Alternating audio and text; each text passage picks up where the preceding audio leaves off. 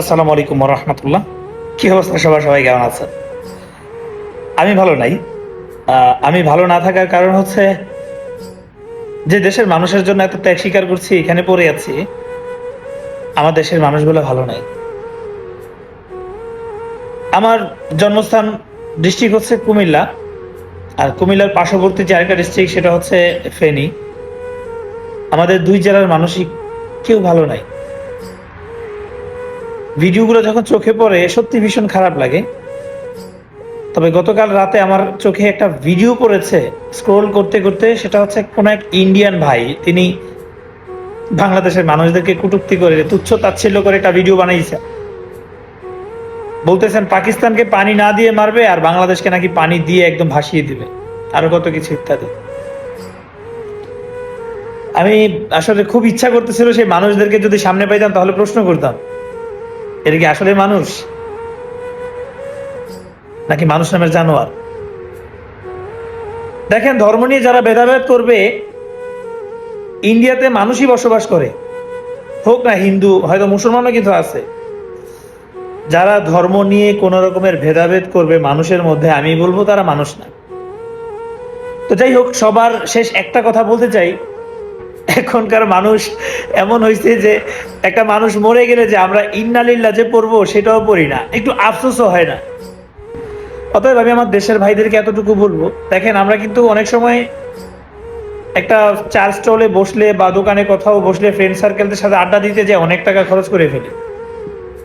So আমি বলছি না যে আপনি লক্ষ লক্ষ টাকা দান করেন, যদি ভাই সম্ভব হয় অ্যাজ এ মানুষ হিসেবে, হ্যাঁ, যদি সম্ভব হয় প্লিজ ওনাদের পাশে দাঁড়াবেন। যেই মানুষগুলো, যে নিরীহ মানুষগুলা যেভাবে বাঁচার জন্য যুদ্ধ করছেন, নিজের ঘর বাড়ি সবকিছুই শেষ,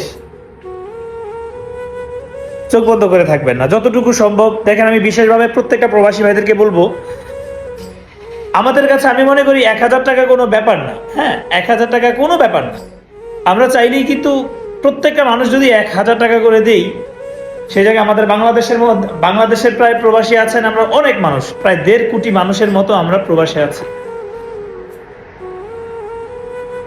একটু না হয় দিলাম, ১,০০০ টাকা করে যদি প্রত্যেকটা ভাই আমরা দিই, সত্যি অনেক উপকার হবে। দেখেন, একটা মানুষকে এইখানে সাহায্য করবেন, পরকালে আপনি অনেক কিছু পাবেন। সত্যি পরকালে আপনার জন্য হয়তো ভালো কিছু অপেক্ষা করছে। আপনার ১,০০০ টাকা লাগবে না, আপনার যতটুকু সম্ভব, আমি বলি যদি যতটুকু সম্ভব হয় চেষ্টা করবেন ভাই একটু সাহায্য করতে তাদেরকে। একটা প্রবাসী ভাই গতকালকে একটা দেখলাম, এত পরিমাণ কান্না করতেছে আর বলতেছে আমার আমার পরিবারের বাঁচাও। যদি সম্ভব হয় আমি সবার কাছে এতটুকু রিকোয়েস্ট করব, প্লিজ সবার পাশে দাঁড়াই। আমাদের দেশের মানুষগুলো আসলে ভালো নাই। কিছুদিন আগেই একটা ফ্যাসিস্ট সরকারকে পদত্যাগ করানোর জন্য কত মানুষ রক্ত দিয়েছেন, প্রাণ দিয়েছেন। ওই ক্ষতটা শুকাইতে না শুকাইতে আরেকটা ক্ষত চলে আসছে। হয়তো আল্লাহ আমাদের পরীক্ষা নিচ্ছেন, অবশ্যই আমাদের জন্য ভালো দিন অপেক্ষা করছে।